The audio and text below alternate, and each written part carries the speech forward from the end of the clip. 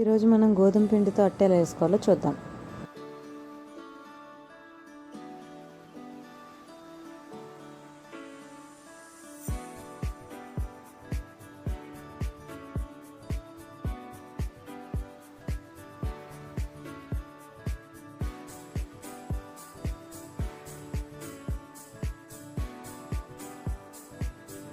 కొంచెం కొంచెంగా నీళ్ళు వేసుకుంటూ ఇలా కలుపుకోవాలి.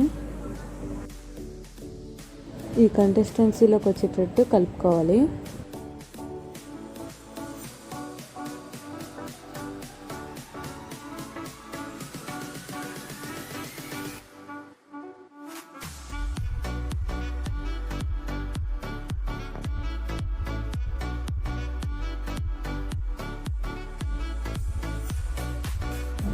ఎంత బాగా కాలితే అంత టేస్టీగా ఉంటుంది.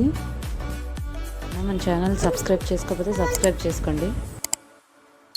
ఇది కూడా ఎలా ఉందో ట్రై చేసి ఒకసారి కామెంట్ పెట్టండి.